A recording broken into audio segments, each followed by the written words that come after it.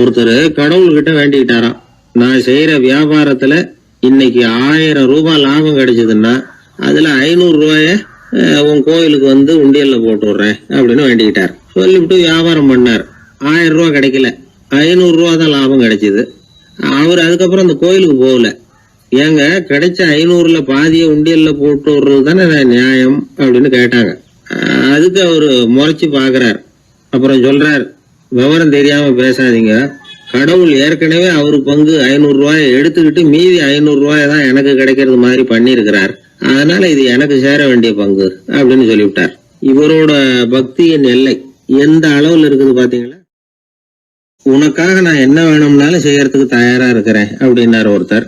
சரி, வேற ஒண்ணும் வேணாம், ஒரு 10 ரூபா பணம் இருந்தா கைமாத்தா கொடு, நாளைக்கு தந்துடுறேன் அப்படின்னாரு இன்னொருத்தர். அவ்வளவுதான், நான் அவசரமா ஒரு ஆளை பார்க்க வேண்டியிருக்கு, அப்புறமா வந்து உன்னை பாக்குறேன் அப்படின்னு சொல்லிவிட்டு அந்த ஆள் நழுவி போயிட்டார். இதுதான் இன்னைக்கு உலக நிலவரம். ஆனா ஒருத்தர் மேல உண்மையாவே அன்பு செலுத்துறது அப்படிங்கறது ரொம்ப பெரிய விஷயம். பக்தி செலுத்துறதுங்கிறது அதை விட பெரிய விஷயம்.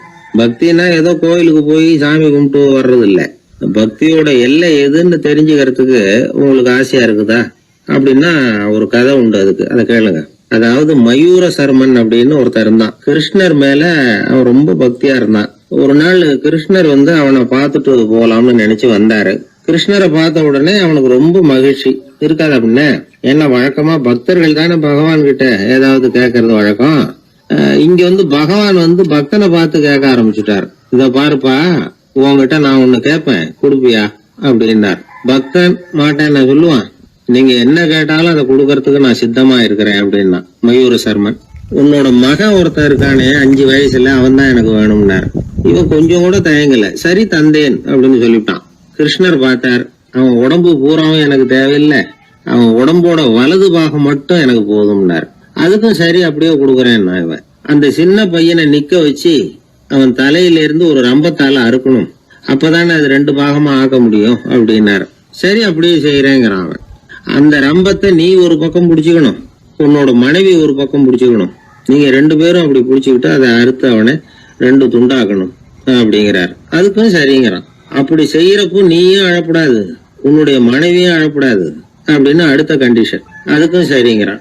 அடுத்த அப்படி ஒரு கண்டிஷன் போடுறார், அதாவது உன்னுடைய மகனும் அழப்படாது அப்படிங்கிறார். அதுக்கும் சரின்னு ஒத்துக்கிட்டான். இவ்வளவு நிபந்தனைகள் பேர்ல தான் உன் மகனோட வலது பாகத்தை நான் ஏத்துக்குவேன், இல்லைன்னா ஏத்துக்க மாட்டேன் அப்படின்னு சொல்லிவிட்டார் அவர். உங்களோட அத்தனை நிபந்தனைகளுக்கும் கட்டுப்பட்டு நாங்க நடக்கிறோம் அப்படின்னு சொல்லிவிட்டான் மயூர சர்மன்.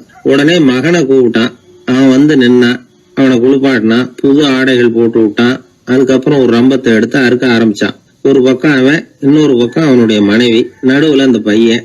அவங்க 2 பேர் கண்ணிலேயும் கண்ணீர் கொஞ்சம் கூட வரவே இல்லை. ஆனா அந்த சின்ன பையனோட இடது கண்ணில இருந்து மட்டும் கண்ணீர் வழிய ஆரம்பிச்சுட்டுது. இத கிருஷ்ணர் பார்த்துட்டார்.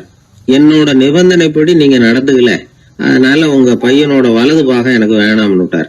நாங்க 2 பேரும் அழலையே அப்படின்னா மயூர சர்மன். நீங்க அழல சரி, ஆனா உங்க பையனோட இடது கண்ணு மட்டும் அழுதுது அப்படின்னார். உடனே அந்த சின்ன பையன் என்ன சொன்னான் தெரியுமா? ஐயா, என் உடம்போட வலது பாகத்தை மட்டும் தானே பகவான் வந்து கேட்டாரு, வலது பாகம் பண்ணின புண்ணியத்தை இடது பாகம் பண்ணலையே அப்படின்னு நினைச்சுதான் இடது கண் அழுதுகிட்டு இருக்குது அப்படின்னா. உடனே கிருஷ்ணர் கண்ணுல தண்ணி வர ஆரம்பிச்சுட்டுதான். அந்த பையனை கட்டி பிடிச்சுக்கிட்டார். அவன் பழைய மாதிரி முழுசா ஆயிட்டான்.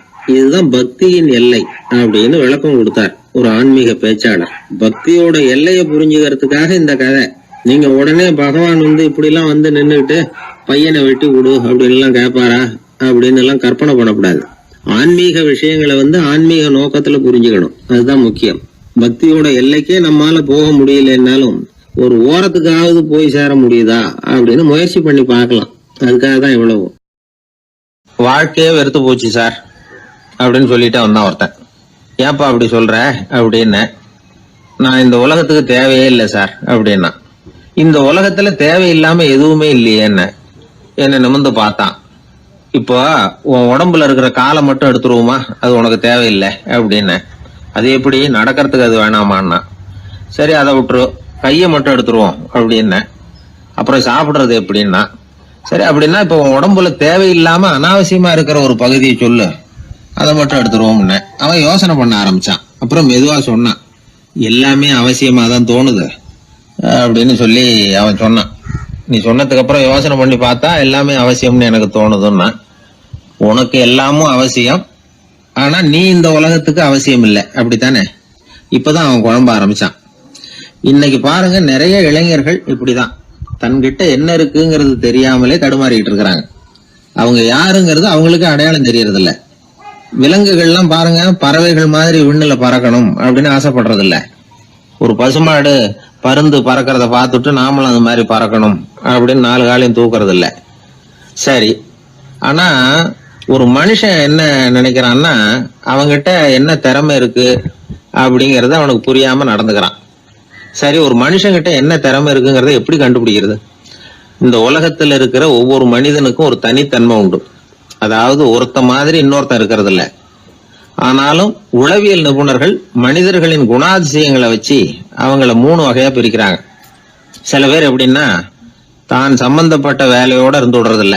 எதிர இருக்கிறவன் செய்யற வேலை, இன்னொரு பிரிவுல இருக்கிறவன் செய்யற வேலை எல்லாத்திலையும் தலையிடுவாங்க. மனோ தத்துவத்துல இதுக்கு டாமினன்ஸ்னு பேர். இப்படிப்பட்ட குணாதிசயம் உள்ளவங்க எதுக்கு பொருத்தம் தெரியுமா? ஒரு நிறுவனத்தை தலைமையேற்று நடத்துறது, நிர்வாக பொறுப்பு வகிக்கிறது, இது மாதிரி பணிகளுக்கெல்லாம் இவங்க ரொம்ப பொருத்தமா இருப்பாங்க. 2வது வகை மனிதர்கள் எப்படின்னா, இவங்க ரொம்ப இனிமையா பேசுவாங்க, திறமையா பேசுவாங்க, அடுத்தவங்களோட பேசுறதுக்கு ஆசைப்படுவாங்க. இப்படிப்பட்டவங்க எல்லாம் விற்பனை துறையில வேலை பார்க்கறதுக்கு ரொம்ப பொருத்தம். இதை தவிர 3வது வகை மனிதர்கள் உண்டு. அவங்க எப்படின்னா, இவங்களுக்கு பகுத்து உணரும் ஆற்றல் உண்டு, உறுதிப்பாடு உண்டு, அடுத்தவங்களோட அதிகம் பேச மாட்டாங்க. இன்னும் சொல்ல போனா 4 பேரோட பேசுறதே இவங்களுக்கு பிடிக்காது. செய்யற வேலையை நுணுக்கமா செய்வாங்க. எந்த பிரச்சனையா இருந்தாலும் சரி, அது சம்பந்தமா எல்லா விவரங்களையும் சேகரிப்பாங்க. இந்த வகை மனிதர்களுக்கு ஆராய்ச்சி வேலை, அக்கௌண்டன்ட் வேலை, இது மாதிரியான பொறுப்புகளை கொடுக்கலாம். ஒவ்வொரு மனிதனையுமே கொஞ்சம் கூர்ந்து கவனிச்சு பாருங்க. அவனுக்குள்ள இந்த 3 விதமான திறமைகளும் உண்டு. எது அதிகம் எது குறைவு அப்படிங்கறதுலதான் வித்தியாசம். நாம ஒவ்வொருத்தரும் கொஞ்சம் சுயமா சிந்திச்சு பார்க்கணும். நாம இந்த 3 வகையில எந்த வகை அப்படிங்கறத நாமளாதான் தேடி கண்டுபிடிக்கணும். இப்ப சொல்லப்பட்ட 3 குணங்களுமே ஆளுமை சம்பந்தப்பட்டது. இதுல ஒருத்தருடைய இயல்பு, திறமை இதெல்லாம் அடங்காது. இதெல்லாம் தனி. இதையெல்லாம் யார் நினைச்சாலும் முறையா பயிற்சிகள் மூலமா வளர்த்துக்கலாம்.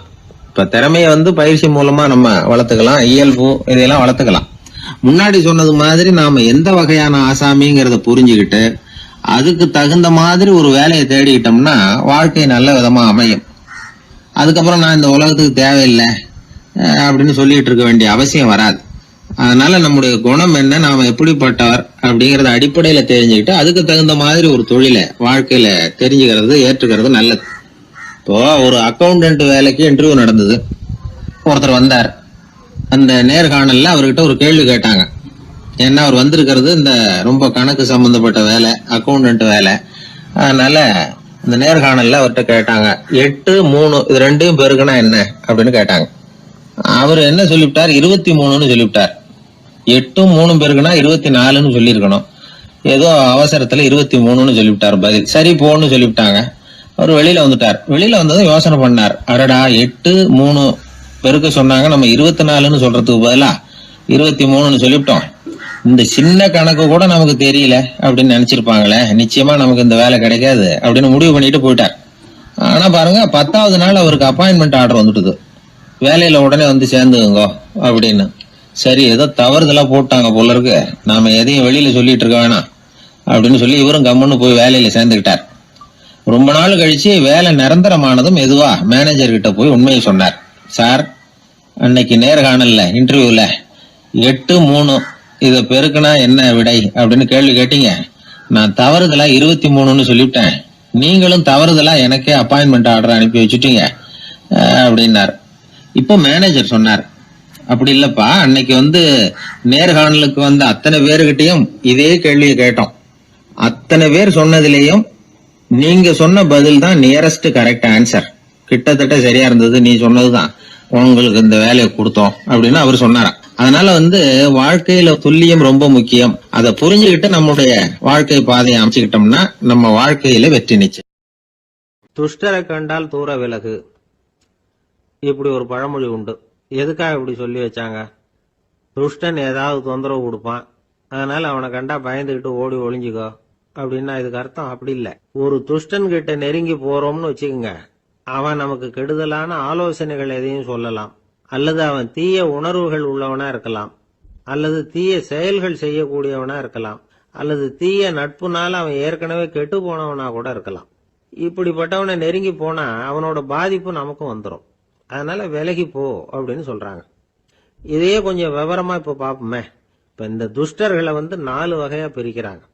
இந்த 4 வகைக்கும் உதாரணம் வேணும்னா வேற எங்கேயும் போக வேண்டியதில்லை, மகாபாரதத்தை பார்த்தாவே போதும். அதுல இந்த 4 வகையான தீயோரும் வர்றாங்க. முதல் வகைக்கு உதாரணம் சகுனி. இவன் மனசுல எப்பவும் தீய எண்ணங்கள் தான் நிறைஞ்சிருக்கும். கனவுல கூட தீய ஆலோசனைகள். யாராவது ஒருத்தர் நல்லபடியா வாழ்ந்தா அதை இவனால சகிச்சுக்க முடியாது. இப்படிப்பட்டவனோட நெருங்கிய தொடர்பு துரியோதனனுக்கு கிடைச்சது. துரியோதனன் எப்படின்னா அவன் ஏற்கனவே தீய காரியங்கள் செய்யறதுக்கு தயங்காதவன். அப்படிப்பட்டவனுக்கு தீய போதனைகள் செய்யறதுக்கு சகுனி உதவுனான். இந்த 2 பேரோட சகவாசம் இன்னொருத்தனுக்கு கிடைச்சது. அவன் யாருன்னா துச்சாதனன். அவன் தீய நடத்தை உள்ளவன். இந்த 3 பேரும் ஒண்ணு சேர்ந்தா என்னத்துக்கு ஆகும்? உலகமே கெட்டு போடும்ல. இந்த 3 துஷ்டர்களோட நல்லவன் ஒருத்தன் சேர்ந்தான். அவன் தான் கர்ணன். கர்ணன் இயல்பாவே உத்தம குணம் உள்ளவன். அவன் நல்லவங்களோட சேராம இப்படிப்பட்ட கெட்டவங்க கிட்ட நட்பு வச்சுக்கிட்டான். அதனால அவனும் தீய செயல்களில் ஈடுபடுறது மாதிரி ஆயிடுது. துரியோதனனுடைய நண்பனா அவனுடைய ஆதரவுல வளர்ந்ததுனால அவனுக்கு துணையா இருக்க வேண்டி இருக்குது அப்படின்னா. நட்பு உரிமையினால உதவி புரிய வேண்டியது சரிதான், அது தப்புன்னு சொல்ல முடியாது. இருந்தாலும் தீய செயல்களுக்கு உதவி செய்யறது சரியில்லை. புத்தி பலம் புஜ பலம் எல்லாம் இருந்தா கூட தெய்வ பலம் இல்லைன்னா ஜெயிக்க முடியாது. கர்ணன் மகா வீரன். இருந்தாலும் கடைசியில் அவன் கதி என்னாச்சு? அவங்ககிட்ட எல்லா நல்ல குணங்களும் இருந்தது. இருந்தாலும் ஏன் இப்படி ஆச்சு? தீயவர்களுடைய சேர்க்கை தான் காரணம். அவங்களோட சேர்ந்ததுனால இவனையும் அப்படியே நினைக்க ஆரம்பிச்சுட்டாங்கல்ல. 4 வகை துஷ்டர்கள்ல இவனும் ஒரு வகை அப்படின்னு சொல்ல ஆரம்பிச்சிட்டாங்க. அதாவது தீய ஆலோசனைக்கு சகுனி, தீய உணர்வுகளுக்கு துரியோதனன், தீய செய்கைக்கு துச்சாதனன், தீய நட்புக்கு கர்ணன். இப்படி உதாரணம் ஆயிட்டான். அதனாலதான் துஷ்டரை கண்டால் தூர விலகு அப்படின்னு சொன்னாங்க. அது புராண காலம். இப்பெல்லாம் நிலைமை கொஞ்சம் வேற விதமா இருக்குது. அன்னைக்கு ஒரு நாள் அப்படிதான் ஒரு காட்டு பாதையில யாரோ ஒருத்தர் அடிபட்டு கிடந்தார். யாரோ ஒரு துஷ்டன் அவனை அடிச்சு போட்டுட்டு போயிட்டான் போல இருக்கு. அந்த வழியா போன ஒருத்தர் பரிதாபப்பட்டு அவனை போய் தூக்கினார். ஆறுதல் சொன்னார், இத பாருங்க, இந்த வழியா எப்பவும் தனியா வரக்கூடாது. ஏன்னா இங்க ஒரு ரவுடி இருந்துகிட்டு வர்றவங்க போறவங்களெல்லாம் வழிப்பறி பண்ணிட்டு இருக்கிறதா கேள்விப்பட்டிருக்கிறேன் அப்படின்னாராம். இனிமே அப்படி கேள்விப்பட மாட்டீங்க அப்படின்னு அந்த ஆளு. ஏன்னு கேட்டிருக்காரு இவர். அவன் சொல்லியிருக்கான், நான் தான் சார் அந்த ரவுடி. இந்த வழியா போனவங்க கிட்ட தகராறு பண்ணேன். அவங்க தான் என்ன இப்படி அடிச்சு போட்டு என்கிட்ட இருந்த பணத்தை எல்லாம் புடுங்கிட்டு போட்டாங்க சார். காலம் ரொம்ப கெட்டு போச்சு அப்படின்னு நானா ரொம்ப பரிதா. ஒரு சராசரி மனிதனுடைய இயல்பு என்ன? இன்பம் வந்தா துள்ளி குதிப்பான், துன்பம் வந்தா சோர்ந்து போய் ஒரு மூலையில உட்காந்துருவான். இவன் தான் சராசரி மனிதன்.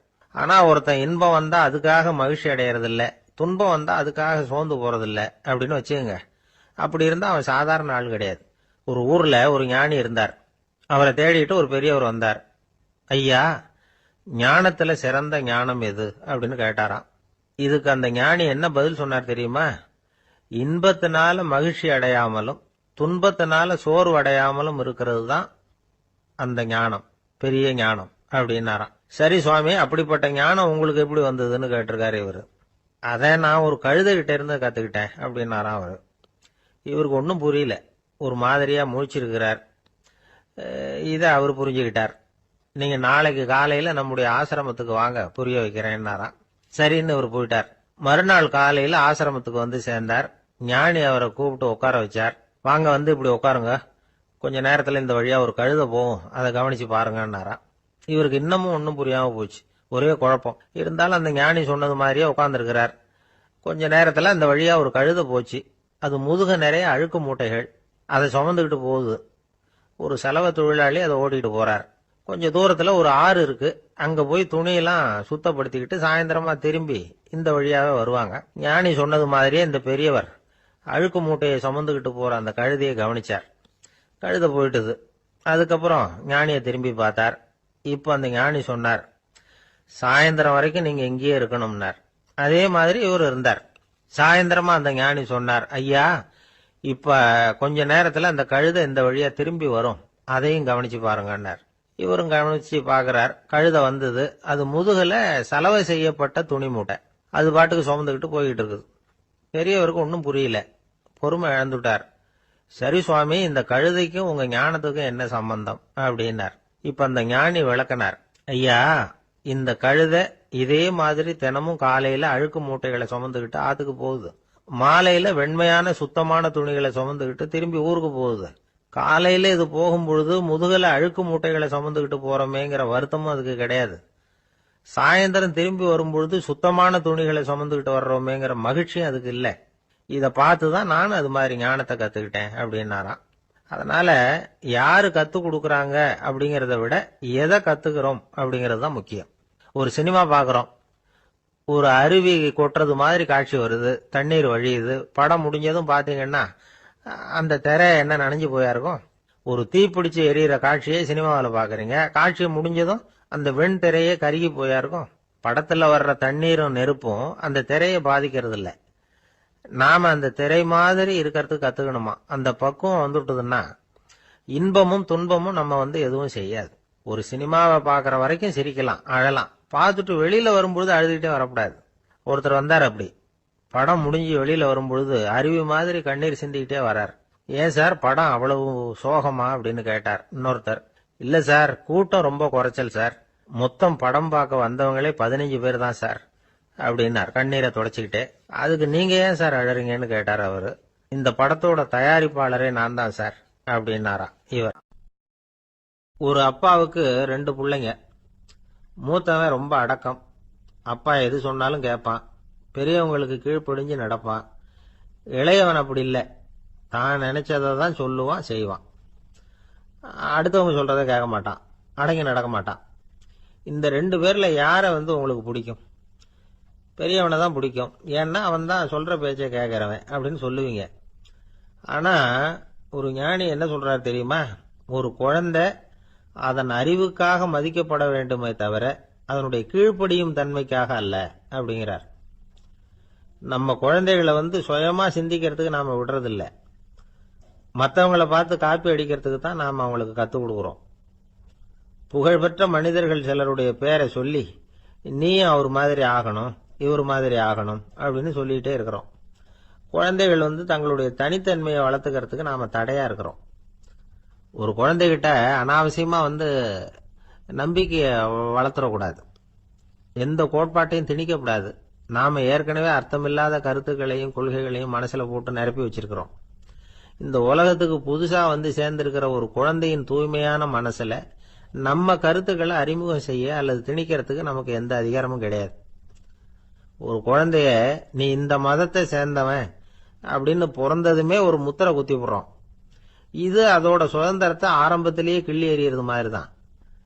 நீங்க ஒரு மதத்தின் வழிமுறைகளை கடைபிடிச்சிட்டு வர்றீங்க, அந்த வழியில போய்கிட்டு இருக்கிறீங்க, சரி, அதனால போறீங்க. அதுக்காக உங்க குழந்தையையும் அதே வழியில தான் வரணும் அப்படின்னு கட்டாயப்படுத்துறதுக்கு உங்களுக்கு என்ன உரிமை இருக்குது? அந்த குழந்தை சுயமா சிந்திச்சு ஒரு முடிவுக்கு வரட்டுமே, அதுக்கு நீங்க ஏன் தடையா இருக்கிறீங்க? நமக்கு உண்மையிலேயே நம்ம குழந்தை மேல அன்பு இருந்தா இது மாதிரி திணிப்பு வேலைகளை செய்யக்கூடாது. திணிப்பு வேலைகள்ல இருந்து குழந்தைகளை காப்பாத்தினா போதும். அதுதான் ரொம்ப முக்கியம். அடுத்த தலைமுறை அற்புதமான தலைமுறையா உருவாகும். நாம தான் சாதி மத சங்கடங்கள்ல மாட்டிக்கிட்டு தவிக்கிறோம். அவங்களாவது சாதி மத வேறுபாடு இல்லாத சமுதாயத்தை பார்க்கட்டுமே, அந்த சௌகரியங்களை அனுபவிக்கட்டுமே. அதுக்கு நாம என்ன செய்யணும்னா ஒன்னும் செய்யாம இருந்தா போதும். ஒரு குழந்தைகிட்ட நம்ம கருத்தை திணிக்கும் பொழுது என்ன ஆகுது தெரியுமா? அது அவனை அவங்கிட்ட இருந்தே அப்புறப்படுத்தி விடுது, அவனுடைய தனித்தன்மையை அழிச்சுடுது, அவனை ஒரு எல்லைக்குள்ள திணிச்சுடுது. இதெல்லாம் அன்புங்கிற பேரால பெற்றோர்கள் செய்யற தப்பு. இதெல்லாம் கேட்டுக்கிட்டு இந்த காலத்துல அப்பா ஒருத்தர் சொன்னார், நான் கருத்துக்களை எல்லாம் என் பையன்கிட்ட திணிக்கிறது இல்லைங்க, ஆனா அதிகமா சாப்பிட சொல்லி கட்டாயப்படுத்துவேன் அப்படின்னார். உங்க வீட்டு சமையல் அவ்வளவு நல்லா இருக்குமான்னு கேட்டாங்க. நல்லா இருந்தா நான் ஏன் அவனை சாப்பிட சொல்லி கட்டாயப்படுத்த போறேன் அப்படி. ஒரு நீதிமன்றம், அங்க ஒரு கொலை வழக்கு சம்பந்தமா விசாரணை நடந்துகிட்டு இருக்குது. அந்த வழக்கறிஞர் ரொம்ப தீவிரமா வாதாடிக்கிட்டு இருக்கிறார். தன்னுடைய கட்சிக்காரர் நிரபராதிங்கிறது அவருக்கு நல்லா தெரியும். அதனாலதான் அவர் சார்பா வாதாடுறதுக்கே ஒத்துக்கிட்டார். அப்படி அவர் மும்முரமா வாதாடிக்கிட்டு இருக்கிற சமயத்துல அவசரமா தந்தி ஒண்ணு வந்து சேர்ந்தது. அதை வாங்கி படிச்சு பார்த்தார். அதுக்கப்புறம் அதை மடிச்சு தன்னுடைய கோட்டு பையில வச்சுக்கிட்டு தொடர்ந்து வாதாட ஆரம்பிச்சிட்டார். பேசி முடிச்சாரு. அதுக்கப்புறம் அங்க கோர்ட்ல இருந்த சக வக்கீல்கள் அவர்கிட்ட வந்தாங்க. தந்தி ஒண்ணு வந்ததே, என்ன விஷயம் அப்படின்னு விசாரிச்சாங்களாம்.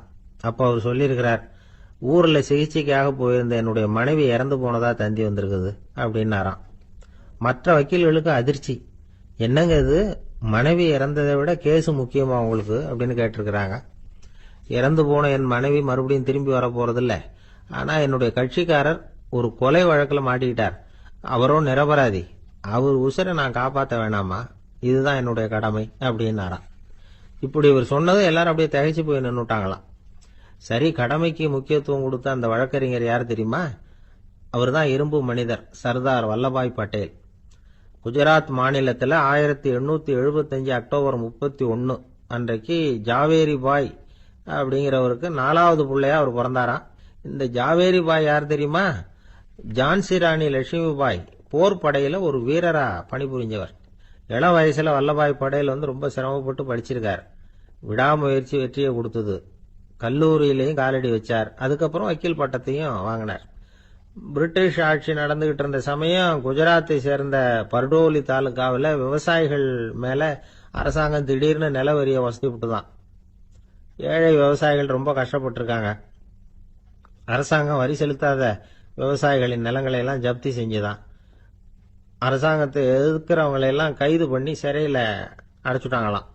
சில பேர் வீடு வாசல் ஆடு மாட்டையெல்லாம் வித்து கூட வரி கட்ட வேண்டிய நிலைமைக்கு ஆளாயிட்டாங்க.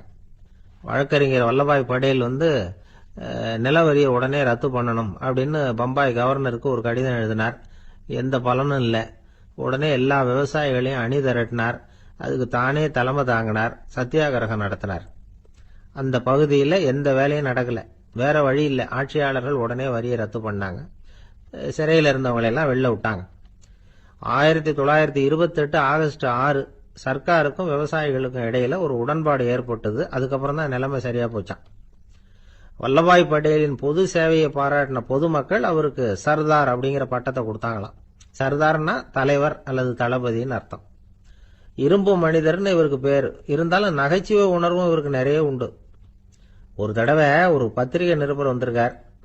சர்தார் பட்டேல் கிட்ட அவருக்கு பிடிச்ச பண்பாடு கலாச்சாரம் எது அப்படின்னு கேட்கணும்னு ஆசை. அதனால அவரை பார்த்து கேட்டாராம், ஏங்க உங்களுக்கு பிடிச்ச கல்ச்சர் எது அப்படின்னு கேட்டிருக்கார். இதுக்கு சர்தார் பட்டேல் சொன்ன பதில் என்ன தெரியுமா? எனக்கு பிடிச்ச கல்ச்சர் அக்ரிகல்ச்சர் அப்படின்னு. ஒருத்தர் குதிரை ரேஸுக்கு போனார். பணம் கட்டினார், தோத்து போயிட்டார். மறுபடியும் போனார், பணம் கட்டினார், தோத்து போனார். அடுத்த தடவையும் பணம் கட்ட போனப்போ அவரை தடுத்து கேட்டோம், ஏன் சார் ஏற்கனவே விட்டது போதாதா, இன்னமும் இருக்கிறத விடணுமா அப்படின்னு கேட்டோம். விட்டதையெல்லாம் மொத்தமா எடுக்க வேணாமா சார், அதுக்காக தான் தொடர்ந்து பணம் கட்டுறேன்னாரு அவரு. இவரை திருத்துறது ரொம்ப கஷ்டம். இது ஒரு மனநோய். மனநோய்கள்ல பல வகை உண்டு. மனநோய்கள் பிரிவு அட்டவணையில சூதாட்டம்ங்கிறது அவதி வரும் நோய் அப்படிங்கிற தலைப்புல வருது. சூதாட்டம் 2 வகைப்படும்னு சொல்றாங்க உளவியல் நிபுணர்கள். ஒரு வகை எப்படின்னா, நண்பர்களோட சேர்ந்துகிட்டு மகிழ்ச்சியும் கிளர்ச்சியும் அடையறதுக்காக ஈடுபடுறது. பிரச்சனைகளை தீர்க்கறதுல ஒரு ஆர்வம். கேளிக்கைக்காக கொஞ்சம் விட்டு பிடிக்கிறது அப்படிங்கிற மனுஷனுடைய அடி மனசுல உள்ள விபரீத பிணைய சுபாவம், இதெல்லாம் அதுக்கு காரணம். இன்னொரு வகை எப்படின்னா, சூதாட்டத்துல ஈடுபட்டு ஒரு கட்டாய நிலைமைக்கு ஆளாயிடுறது. ஈடுபடு அப்படின்னு மனசு ஒரு வெறித்தன்மையை தூண்டிக்கிட்டே இருக்கும். இப்படிப்பட்டவங்களுக்கு நாம தோத்துக்கிட்டு இருக்கோம்ங்கிறது தெரியும். நாம ஜெயிக்கிறதுக்கான சந்தர்ப்பம் இல்லைங்கிறதும் தெரியும். இதனால நமக்கும் கஷ்டம், நம்ம சுத்தி இருக்கிறவங்களுக்கும் கஷ்டங்கிறதும் புரியும். அப்படி இருந்தும் சூதாடுவாங்க. இதுக்கு காரணம் சூதாடியின் பகற்கனவு அப்படிங்கிறாங்க நிபுணர்கள். இந்த நிலைமைக்கு கட்டாய சூதாட்டம் அல்லது நிர்பந்த சூதாட்டம் அப்படின்னு பேர் வச்சிருக்கிறாங்க. இப்படிப்பட்ட ஆசாமி இருக்கிறது பூரா விட்டுருவான், கடன் வாங்குவான், திருடுவான். இருந்தாலும் என்னைக்காவது ஒரு நாள் ஜெயிச்சிருவேன் அப்படின்னு சொல்லிக்கிட்டே இருப்பான். விட்டதை எடுத்துருவேங்கிற ஒரு நம்பிக்கை சுடர் அவனுக்குள்ள எரிஞ்சுக்கிட்டே இருக்கும். இவனை மனநோயாளி அப்படின்னு சொல்லிட முடியாதான். என்ன காரணம்னா, இது மாதிரி ஆளுங்க கிட்ட மன போராட்டமோ கவலையோ பதட்டமோ இருக்கிறது இல்ல. சில விசேஷமான குணங்கள் இவங்க கிட்ட உண்டு. எதிர்ப்பு உணர்ச்சி, சிறுபிள்ளைத்தனம், சட்ட திட்டங்களையும் சம்பிரதாயங்களையும் உட தெரியாத மனப்போக்கு, பொறுப்பில்லாத தன்மை, நெறி தவறி நடக்கிறது எல்லாம் இவங்க கிட்ட உண்டு. ஆனா வெளிப்பார்வைக்கு ரொம்ப சிநேகமா இருப்பாங்க, அன்பா இருப்பாங்க. அப்படி இருக்கிறதாக காட்டிக்குவாங்க. ஆதாயம், சுயலாபம் இதெல்லாம் கருதி தான் பழகுவாங்க. இவங்க கேட்கறப்ப நாம பணம் கொடுக்கலன்னு வச்சுக்கோங்க, நம்மளை கை விட்டுருவாங்க. நம்ம மேல அபாண்டமா பழி சுமத்துறது கூட தயங்க மாட்டாங்க. தங்களுடைய சூதாட்ட நடவடிக்கைகளுக்கு சாதகமான காரணங்களை சொல்லிட்டு இருப்பாங்க. நீ வேணும்னா பாரு, ஒரே நாள்ல நான் இழந்ததையெல்லாம் மீட்டு லட்சாதிபதி ஆறனா இல்லையா பாரு அப்படிம்பாங்க. தோத்து போறத ஒரு படிப்பினையா இவங்க எடுத்துக்கிறதே இல்லை. தோத்து போறதுலேயே இவங்களுக்கு ஒரு அலாதியான சுகம். தனக்குத்தானே துன்பத்தை வரவழைச்சுக்கிட்டு இன்பம் அடையறதுக்கு தன்வதை சுகம் அப்படின்னு பேர். இவங்கெல்லாம் அந்த ரகம். சில பேர் எப்படி தெரியுமா, மந்திர எண்ணங்களை வரவழைச்சிக்கிறது, சூதாடுறதுக்காக ஆபீஸ்ல கையாடல் பண்றது, அடுத்தவங்க கிட்ட இருந்து திருடுறது. இந்த மந்திர எண்ணம் தீவிரமாச்சுன்னா ஒரு மாதிரியா பேச ஆரம்பிச்சிருவாங்க. தோல்விதான் சார் வெற்றிக்கு முதல் படியும்பாங்க. தன்னால பகடக்காய்களையும் குதிரை ஓட்டிகளையும், அதாவது இந்த ஜாக்கிகள், அதெல்லாம் கட்டுப்படுத்த முடியுங்கிற பித்து நிலைக்கு இவங்கெல்லாம் தள்ளப்பட்டுருவாங்க. சில சூதாடிகள் ஆராய்ச்சி பார்த்ததுல என்ன தெரிய வந்தது தெரியுமா, அவங்கெல்லாம் குழந்தை பருவத்துல அன்புக்காக ஏங்கினவங்களாம், புறக்கணிக்கப்பட்டவங்களாம், உதவிகளை பெற முடியாதவங்க, இப்படிலாம் இருந்திருக்கிறாங்க. இவங்க வளர வளர மற்றவங்க சௌகரியம் பற்றி அக்கறை இல்லாதவங்களா ஆயிடுறாங்க. அதிர்ஷ்ட தேவதை தன்னோட இருக்கிறாங்க அப்படிங்கிற அசையாத நம்பிக்கை இவங்களுக்கு. இவங்களை திருத்துறது ரொம்ப கஷ்டம். அதனால பந்தயம், சூதாட்டம் இது மாதிரியான விஷயங்களை விட்டு விலகியே இருக்கிறது தான் நமக்கு நல்லது. ஒரு ஆள் சொன்னான், என்னுடைய குதிரை வேகமா ஓடுறதுக்கு என்ன வழி அப்படின்னு கால்நடை மருத்துவர்கிட்ட யோசனை கேட்டேன். அவர் ஒரு பாட்டில் நிறைய மாத்திரைகளை கொடுத்து தினம் 2 மாத்திரை வீதமா கொடுக்க சொன்னார். முதல் நாள் 2 மாத்திரையை கொடுத்துட்டு அது மேலே ஏறி உட்கார்றதுக்கு போனேன். அவ்வளவுதான். அதுக்குள்ள அது அம்பு மாதிரி பாஞ்சு ஓடி போச்சு. நான் இன்னும் உட்காரவே இல்லை, அதுக்குள்ள பாஞ்சு ஓடி போச்சு அப்படின்னா. அடடா, அப்புறம் நீங்க என்ன பண்ணீங்க அப்படின்னு கேட்டாங்க. என்ன பண்றது, மீதி மாத்திரை பூராவே நான் முழுங்கி விட்டு அதுக்கப்புறம் துரத்தி பிடிச்சி அது மேலே ஏறி உட்கார்ந்தேன் அப்படின்னா அவன். ஒரு ஊர்ல ஒரு மன்னன் இருந்தான், கொடுங்கோல் மன்னன். நிறைய தொந்தரவு பண்ணிட்டு இருந்தான். அவன் ஒரு தடவை என்ன பண்ணான் தெரியுமா, ஒரு தப்பும் பண்ணாத ஒரு இளைஞனை பிடிச்சி ஜெயிலில் அடைச்சுட்டான். அந்த பையனோட சொந்தக்காரங்கள்லாம் ராஜா கிட்ட போனாங்க. அவன் ஒரு தவறும் பண்ணல, அவனை விடுதலை பண்ணுங்க அப்படின்னு கெஞ்சி கேட்டுக்கிட்டாங்க. மன்னன் யோசனை பண்ணான். அந்த இளைஞனை கூப்பிட்டுக்கிட்டு வர சொன்னான். அவனை கொண்டாந்து ராஜா முன்னாடி நிறுத்தினாங்க. இதை பாருப்பா, உன்னை நான் விடுதலை பண்ணுவேன், ஆனா ஒரு கண்டிஷன். அந்த நிபந்தனையை நீ நிறைவேற்றினா உனக்கு விடுதலை அப்படின்னா மன்னன். சரின்னு ஒத்துக்கிட்டான் பையன். மன்னன் கண்டிஷன் என்னங்கிறத சொன்னான். உங்ககிட்ட ஒரு செம்மறி ஆட்டை கொடுக்க போறேன், 1 மாசத்துக்கு அதுக்கு தேவையான தீனியையும் கொடுக்க போறேன். 1 மாசம் கழிச்சு அந்த ஆட்டை எடை போட்டு பார்ப்பேன். அந்த ஆட்டின் எடை கொஞ்சம் கூட கூடி இருக்கக்கூடாது. எடை கூடி இருந்தா உனக்கு விடுதலை கிடையாது. என்ன சொல்ற அப்படின்னா. பையனுக்கு ஒன்றும் புரியல, பயமா போயிட்டுது. குழம்பிக்கிட்டே நின்றுகிட்டு இருக்கிறான். சரி, ஒரு நாள் டைம் தரேன், நல்லா யோசனை பண்ணி பார்த்துட்டு நாளைக்கு உன் முடிவை சொல்லு அப்படின்னா மன்னன். பையன் கவலையோட வெளியில வந்தான். அங்க ஒரு பெரியவர் நின்றுகிட்டு இருந்தார். அவர்கிட்ட விஷயத்த சொன்னான். அந்த பெரியவர் இந்த பையனுக்கு காதோட காதா ஒரு வழியை சொல்லி கொடுத்தார். அதை கேட்டதும் பையன் மறுபடியும் மன்னன் முன்னாடி நின்னா, உங்க நிபந்தனையை ஏத்துக்கிறேன்னு சொன்னான். மன்னன் ஒரு ஆட்டுக்குட்டியையும் அதுக்கு 1 மாசத்துக்கு தேவைப்படுற தீவனத்தையும் கொடுக்கும்படியா உத்தரவு போட்டான். கொடுத்தாங்க, ஓடிட்டு போயிட்டான். 1 மாசம் தினமும் தவறாம அந்த தீவனத்தை ஆட்டுக்குட்டிக்கு போட்டுக்கிட்டு இருக்கிறான். 1 மாசம் கழிச்சு அந்த ஆட்டை அரண்மனைக்கு ஓட்டிட்டு போனான். மன்னன் அதை எடை போட்டு பாக்குறான், எடை கூடவே இல்லை, அப்படியே தான் இருக்குது. உடனே போட்ட நிபந்தனைப்படி அந்த இளைஞனை விடுதலை பண்ணிவிட்டான். சரி, ஆட்டுக்கு எடை கூடாம இருக்கிறதுக்கு அந்த பெரியவர் சொல்லி கொடுத்த யோசனை என்ன அப்படின்னா, அது வேற ஒண்ணும் இல்ல. அந்த ஆட்டுக்கு எதிரில் அது கண்ணுல படுற மாதிரி ஒரு ஓநாயை கட்டி போட சொன்னார். அவ்வளவுதான். ஆட்டுக்கு ஓநாய்ங்கிறது பிறவி பகை. ஓநாயை பார்த்தா ஆடு நடுங்க ஆரம்பிச்சிரும், அவ்வளவு பயம். தினமும் அந்த ஆடு பயந்துகிட்டே தீனி சாப்பிடுது, எடை கூடல. அதுதான் ரகசியம். இது சின்ன பிள்ளைங்களுக்கான ஒரு கதை. இதுல இருந்து தெரிஞ்சுக்க வேண்டிய உண்மை என்னன்னா, நாமெல்லாம் சாப்பிடுறப்ப மனசும் உடம்பும் அமைதியா இருக்கணும். அப்பதான் அது உடம்புல ஒட்டும். அவசரத்திலையும் பயத்திலையும் சாப்பிட்டா அது சரியா ஜீரணம் ஆகாது. இன்னொரு ராஜா இருந்தார். அவரும் ஒரு இளைஞனை ஜெயிலில் அடைச்சு விட்டார். விடுதலை பண்ணணும்னா ஒரு கண்டிஷன்னார். என்னன்னு கேட்டான். ஒரு ஆட்டுக்குட்டியை அவன் முன்னாடி கொண்டாந்து நிறுத்துவேன், நீ அதுகிட்ட ஒரு கேள்வி கேட்கணும், அதுக்கு சரியான பதிலை சொல்லணும். அப்படி செஞ்சுட்டா உனக்கு விடுதலைன்னார். இளைஞன் யோசனை பண்ணி பார்த்தான். சரின்னு ஒத்துக்கிட்டான். அது பிரகாரமே ஆட்டுக்குட்டிய பதில் சொல்ல வச்சுட்டான். என்ன நடந்தது தெரியுமா? ஆட்டுக்குட்டியை கொண்டாந்து நிறுத்தினாங்க. இவன் மெதுவா அதுகிட்ட போனான். அது காதுகிட்ட போய் ஏப்ரலுக்கு அடுத்த மாசம் என்ன மாசம்னு கேட்டான். அது உடனே மேன்னு கத்திச்சு. இவன் விடுதலை ஆயிட்டான். ஒரு நண்பர் வந்தார். ரொம்பவும் இறுக்கமா உடை அணிஞ்சிருந்தார். அதாவது ஆடைக்குள்ள அவர் மாட்டிக்கிட்டு இருந்தது மாதிரி தெரிஞ்சது. ஏன் துணி குறைச்சலா எடுத்துட்டீங்களா அப்படின்னு கேட்டோம். இல்லைங்க, எனக்கு எப்பவுமே இறுக்கமா உடை அணியறது தான் பிடிக்கும் அப்படின்னார். ஒருத்தர் எப்படி உடை அணிகிறார் அப்படிங்கிறத வச்சே அந்த ஆள் எப்படிப்பட்டவர் அப்படிங்கிறத கண்டுபிடிச்சிடலாம். உடை அணிகிற விதம் ஒருத்தருடைய மனநிலையை வெளிப்படுத்துதான். இப்ப இறுக்கமான உடை அணிகிறவங்க பொதுவா மன நிம்மதி இல்லாதவங்களா இருப்பாங்களாம், கோபக்காரங்களா இருப்பாங்களாம். ரொம்ப தொலைதொழப்பா ஆடை அணிகிறவங்க இருக்கிறாங்கல்ல, அவங்கெல்லாம் அமைதியான ஆளா இருப்பாங்களாம், சாந்தமா இருப்பாங்களாம். இவங்கெல்லாம் போராடுறதுக்கு சரியா வரமாட்டாங்களாம். இப்படி ஒரு கணிப்பு இருக்குது. அதனாலதான் போர் வீரர்களுக்கெல்லாம் இறுக்கமான உடையை தான் கொடுக்கறது வழக்கம். ஆனா சன்னியாசிகளை பாருங்க, அவங்களுக்கெல்லாம் ரொம்ப தொலை உடைகள் தான். அவங்கெல்லாம் டைட் பேண்ட் போட்டுக்கிட்டு நிக்க மாட்டாங்க சன்னியாசிகள்லாம். அதே மாதிரி சன்னியாசிகள்லாம் காவி உடைய தேர்ந்தெடுக்கிறதுக்கும் காரணம் உண்டு. பல ஆண்டுகள் சோதனை செஞ்சு பார்த்துட்டு தான் சன்னியாசத்துக்கு காவி தான் சரி அப்படின்னு முடிவு பண்ணியிருக்கிறாங்க. இப்ப பௌதீக விஞ்ஞானப்படியும் அதுதான் சரி. அதாவது சூரிய ஒளியில 7 வண்ணங்கள் உண்டு. ஒரு பொருள் மேல அது விழும் பொழுது அந்த பொருள் நமக்கு சிவப்பா தெரிஞ்சதுன்னா அந்த பொருள் சிவப்பை தவிர மற்ற எல்லா நிற கதிர்களையும் உள்வாங்கிக்கிட்டு சிவப்பு நிறத்தை மட்டும் வெளியில விடுது. அதாவது விலக்கி விடுது. அதனாலதான் அந்த பொருள் சிவப்பா தெரியுது. உடல் ஆரோக்கியத்துக்கு ஓரளவு சிவப்பு தேவைப்படுது. அதனாலதான் காவி உடை அணிஞ்சா சூரிய ஒளி ஓரளவு சிவப்பை விலக்கிவிடும். அதாவது சிவப்பின் பலனும் கிடைக்கும், இந்த சிவப்பின் கெடுதலும் இல்லை அப்படின்னு யோசனை பண்ணாங்க. காவி உதய வேளையின் நிறம். கீழ் வானத்துல கதிர் உதிக்கிற வேளையில முதல் ஒளி தோன்றுகிற நேரத்துல காவி நிறம் தான் கசியும். தியானம் செய்யறப்போ முதல்ல காணக்கூடிய ஒளி காவி நிறம் தான். தியானத்தின் உச்ச நிலையின் நிறம் நீலம். தியானம் காவி நிறத்துல ஆரம்பமாகி நீல நிறத்துல நிறைவடைகிறது அப்படிங்கிறார் ஓஷோ. நீலம் தியான சிகரம், காவி தியான ஆரம்ப குறியீடு, ஒரு சன்னியாசியின் ஆரம்ப தரிசனம் அப்படிங்கிறார் அவர். ஒருத்தர் நாள் பூரா காவி உடைய அணிஞ்சிருந்தா அந்த நிறம் அவருக்கு தியானத்தை பற்றிய நினைவை ஊட்டிக்கிட்டே இருக்கும். இப்படியே ஆடைக்கும் தியானத்துக்கும் இடையில ஒரு தொடர் ஏற்படுது. ஒரு துறவியின் உள்ளார்ந்த பண்பா அது மாறுது. கடை வீதியில ஒரு பொருள் வாங்க போறோம், அது மறந்துடக்கூடாதுங்கிறதுக்காக ஞாபகம் முடிச்சு போட்டுக்கிறோம். அந்த முடிச்சுக்கும் பொருளுக்கும் தொடர்பு இல்லை.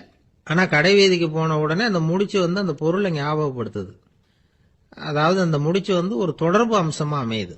அது மாதிரிதான் காவி உடையும். ஒரு துறவி நடக்கும் பொழுது, சாப்பிடும் பொழுது, குளிக்கும் பொழுது அவருடைய காவி உடை அவருக்கு ஞாபகப்படுத்திக்கிட்டே இருக்கும்.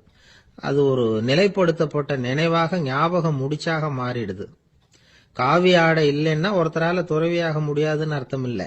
அதே நேரத்துல காவி ஆடையால ஒன்னும் பிரயோஜனம் இல்லை, அதுல ஒன்னும் அர்த்தம் இல்லை அப்படின்னு சொல்லிட முடியாது. இதுதான் உண்மை. இவ்வளவு தூரம் காவி ஆடையை பத்தி சொல்றதுனால எல்லாரும் சன்னியாசியா போடுங்கோ அப்படின்னு நாம சொல்றதாக யாரும் நினைச்சிடக்கூடாது.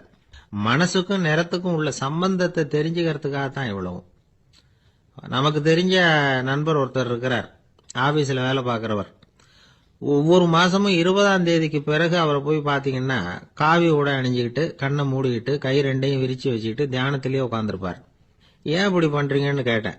அதாவது 20ஆம் தேதிக்கு பிறகு என் கையில ஒரு பைசா கூட கிடையாது, ஒரு சன்னியாசி லெவல்ல இருக்கிறேன், என்கிட்ட எதுவும் செலவுக்கு கேட்காத அப்படின்னு என் மனைவிக்கு நாசூக்கா உணர்த்துறதுக்காக அப்படி உட்கார்ந்துருப்பேன் அப்படின்னு விளக்கம் கொடுக்கிறார். கேட்டா ஒரு அழகான கடற்கரை, சுற்றுலா பயணிகள் நிறைய பேர் அங்க போறது வழக்கம். சனி ஞாயிறு கூட்டம் அதிகமா இருக்கும். அதோட விளைவு என்னங்கிறது அடுத்த நாள் தான் தெரியும். ஆமா, அந்த கடற்கரையை சுத்தப்படுத்துற தொழிலாளிகள் திங்கட்கிழமை ரொம்ப சிரமப்படுவாங்க. சனி ஞாயிறு வந்த கூட்டம் கடற்கரை பூராவும் காலி ஐஸ்கிரீம் கப்புகளை வீசி எறிஞ்சிட்டு போயிருக்கும். ஆயிரக்கணக்கான கப்புகள் அங்க பரவலா கிடக்கும். அதையெல்லாம் பொறுக்கி எடுத்து சுத்தம் பண்ணி ஆகணும். இதனால திங்கட்கிழமை வேலைக்கு வர்றதுக்கு எல்லாரும் பயப்படுவாங்க. அப்படி ஒரு நிலைமை. பல பேர் அன்னைக்கு லீவ் எடுத்துட்டு போயிடுறது வழக்கம். நமக்கு எதுக்கு இன்னைக்கு தொந்தரவுன்னு. இது ஒரு பெரிய பிரச்சனையா இருந்தது. இதுக்கு என்ன பண்ணலாம் அப்படின்னு யோசனை பண்ணாங்க. ஒரு ஆலோசனை கூட்டத்துக்கு ஏற்பாடு பண்ணாங்களாம். அந்த நகர நிர்வாக அலுவலர்கள், பணியாளர்கள் எல்லாரும் அதுல கலந்துகிட்டாங்க. கூட்டம் ஆரம்பமாச்சு. ஆரம்பத்துல சொன்னாங்க, இந்த பிரச்சனைக்கு ஒரு தீர்வு வேணும், என்ன பண்ணலாம், அதை முடிவு செய்யறதுக்கு தான் இந்த கூட்டம். இதுல நீங்க செய்ய வேண்டியது என்னன்னா, உங்களுக்கு தோன்றுகிற யோசனை எதுவா இருந்தாலும் சொல்லுங்க. கொஞ்சம் கூட தயக்கம் வேண்டாம். நாம சொல்ற யோசனை ஈடுபடுமா படாதா அப்படின்னு எல்லாம் யோசிக்க வேணாம். எல்லாருடைய யோசனைகளையும் அப்படியே பதிவு செய்துகிறோம். கடைசியா அதுல இருந்து ஒரு சிறந்த யோசனையை தேர்வு பண்ணி அதை பயன்படுத்தலாம். இந்த சந்தர்ப்பத்தில் இன்னொரு முக்கியமான வேண்டுகோள், எவ்வளவு சாதாரணமான யோசனையா இருந்தாலும் சரி, அது சொல்லும் பொழுது அடுத்தவங்க வந்து ஏளனம் செய்யக்கூடாது. இது ஒரு பெரிய யோசனையா அப்படின்னு சொல்லி எதையும் அலட்சியப்படுத்தக்கூடாது. இதுதான் அந்த கூட்டத்தின் ஆரம்பத்தில் செய்யப்பட்ட அறிவிப்பு. உடனே அந்த கூட்டத்தில் இருந்தவங்க ஆளுக்கு ஒரு யோசனை சொல்ல ஆரம்பிச்சாங்க. ஒருத்தர் எழுந்திருச்சார், இங்க வர்ற சுற்றுலா பயணிகள் கிட்ட ஆளுக்கு $10 ஒரு டெபாசிட் மாதிரி வைப்பு பணமா வாங்கிக்கணும். காலி ஐஸ்கிரீம் கப்பை திருப்பி கொடுத்தா அந்த பணத்தை திருப்பி கொடுத்துடலாம். இப்படி ஒரு ஏற்பாடு பண்ணிட்டா கப்புகளை தேடி பொறுக்கிட்டு இருக்க வேண்டியதில்லை, எல்லாம் ஒரே இடத்துக்கு வந்து சேர்ந்துரும். அப்படியே நாம வந்து தூக்கிட்டு போய் ஒரு இடத்துல கொட்டி போடலாம் அப்படின்னாரு. இன்னொருத்தர் எழுந்திருச்சார், கப்பை வந்து கீழே போட்டா $50 அபராதம் அப்படின்னு அங்கங்க போர்டு எழுதி வச்சுடலாம். கப்புகளை போடுறதுக்கு அங்கங்க பெரிய கூடைகளை வச்சுடலாம். நாம சாவகாசமா அந்த கூடைகளை சேகரம் பண்ணிக்கலாம் அப்படின்னாராம். இன்னொருத்தர் எழுந்திருச்சு கொஞ்சம் கோபமா பேசினார். கப்புகளை வந்து அவங்க வாயிலேயே திணிச்சுடணும், அதுகளை முன்னு சாப்பிட்டு பார்த்தாதான் தெரியும் அது எவ்வளவு கஷ்டங்கிறது அப்படின்னு ரொம்ப கடுமையா பேசியிருக்காரு. இது வேடிக்கையா தெரிஞ்சாலும் இந்த யோசனையும் பதிவு செஞ்சுக்கிட்டாங்களாம். இப்படி பல யோசனைகள். கடைசியா எல்லாத்தையும் படிச்சு பார்த்துட்டு பரிசீலனை பண்ணாங்க. அப்புறம் தான் யோசனை வந்தது. இவர் வேடிக்கையா சொன்னது கப்புகளை அவங்கவுங்க வாயிலேயே திணிச்சு சாப்பிட சொல்லணும், அதுதான் தண்டனைன்னாருல. ஏன் அப்படி சாப்பிடுறது மாதிரியே கப்புகளை தயார் பண்ணா என்ன அப்படின்னு சிந்திக்க ஆரம்பிச்சாங்களாம். ஆகா, அதுதான் சரின்னு ஒரு முடிவுக்கு வந்தாங்க. அதுல இருந்து உருவானது தான் இந்த வேஃபர் கப்ஸ். ஐஸ்கிரீமை சாப்பிட்டு முடிச்சதும் கப்பையும் சாப்பிட்டுடலாம். கோன் ஐஸ்கிரீம் சாப்பிடுறோம்ல, அதுதான். அமெரிக்காவில் மியாமி கடற்கரையில ரொம்ப காலமா இருந்துகிட்டு வந்த குப்பை பிரச்சனைக்கு இப்படிதான் ஒரு தீர்வு வந்துதான். இதுல இருந்து நாம புரிஞ்சுக்க வேண்டியது என்னன்னா, நாம அன்றாட எத்தனையோ பிரச்சனைகளை சந்திக்கிறோம், அதுக்கெல்லாம் தீர்வு உண்டு. அது எங்க ஒளிஞ்சிருக்குன்னு கண்டுபிடிக்கணும். அந்த அந்த யோசனையையும் நல்லா தீவிரமா யோசிக்கணும். யாரு என்ன யோசனை சொன்னாலும் அதை வந்து அலட்சியப்படுத்தக்கூடாது, அக்கறையோட கவனிக்கணும், அதை யோசிச்சு பார்க்கணும். ஒரு அம்மா தன்னோட வீட்டுக்காரரை ஒரு மனநல மருத்துவர்கிட்ட அழைச்சிட்டு வந்தாங்களாம். டாக்டர், இவருக்கு கோன் ஐஸ்கிரீம் பிடிக்கல, பேப்பர் கப்பில் இருக்கிற ஐஸ்கிரீம் தான் வேணும்னு அடம் பிடிக்கிறார் அப்படின்னாங்களாம். அது ஒன்றும் தப்பு இல்லையேன்னாராம் டாக்டர். இதுக்கு அந்த அம்மா சொன்னாங்களாம், இவர் கப்பு ஐஸ்கிரீம் வாங்குறதுல தப்பு இல்லை டாக்டர், பிரச்சனை அது இல்லை. அப்புறம் வேற என்னன்னு கேட்டிருக்காரு. வாங்கினதும் ஐஸ்கிரீமை கீழே கொட்டிவிட்டு அந்த பேப்பர் கப்பை மட்டும் விரும்பி சாப்பிடுறார், அதனால தான் உங்ககிட்ட அழைச்சிட்டு வந்தேன் அப்படின்னு.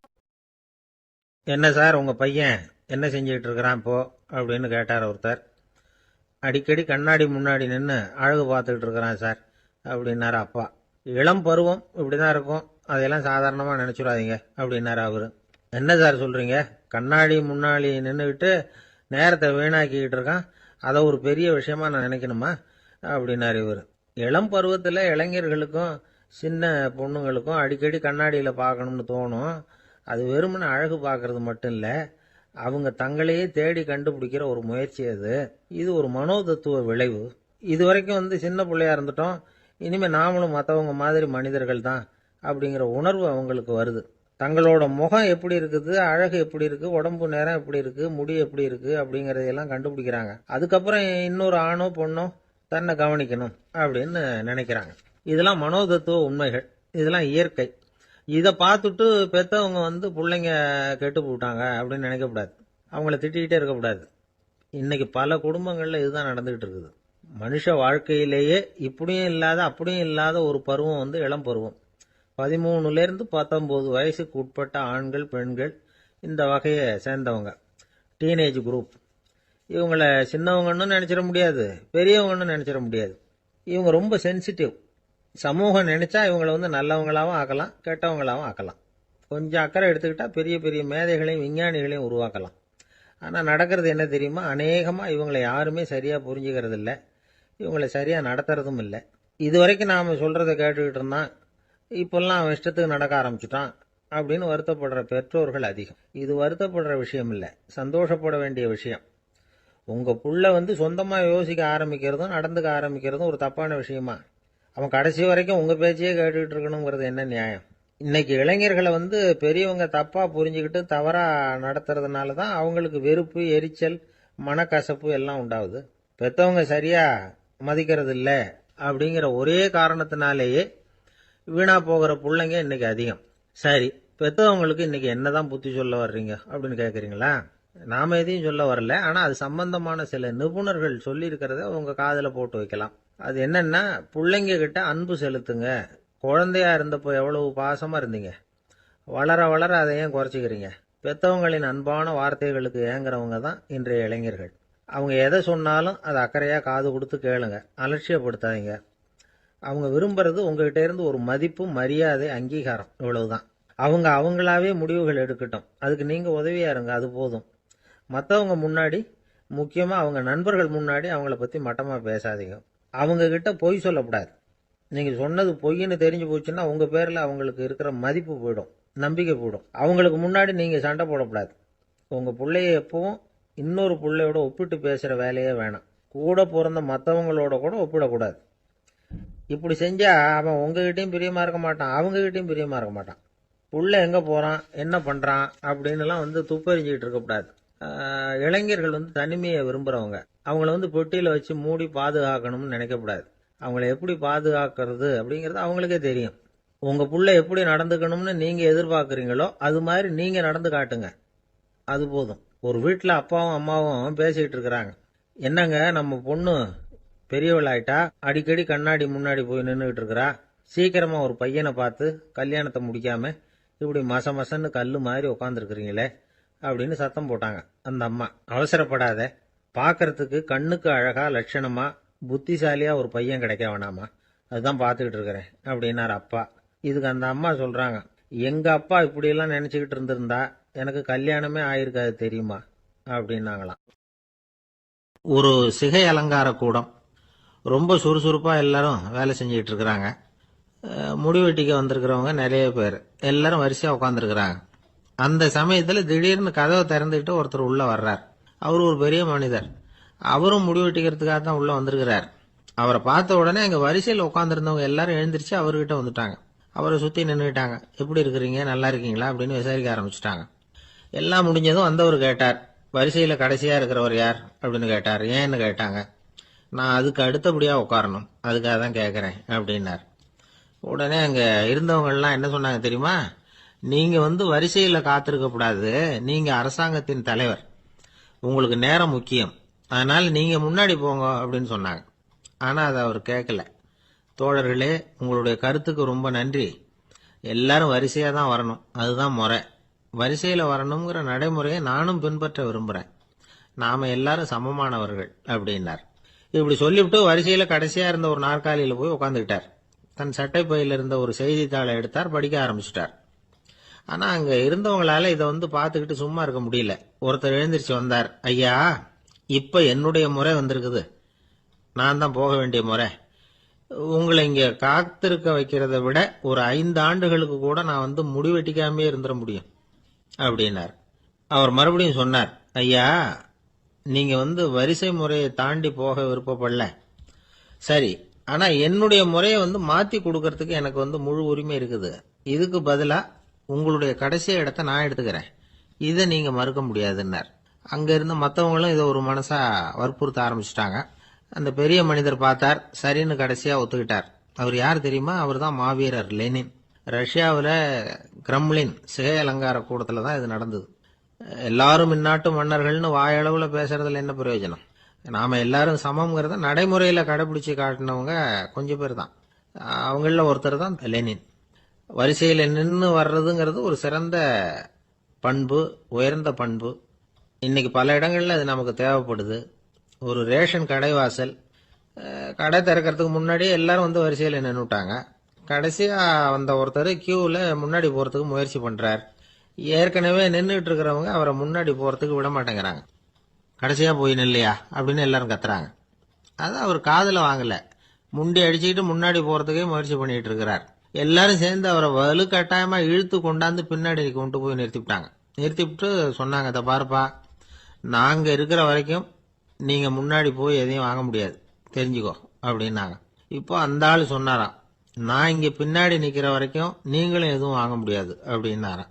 ஏன்னு கேட்டிருக்கிறாங்க. நான் தான் அந்த கடையை திறக்க வேண்டிய ஆள் அப்படின்னா.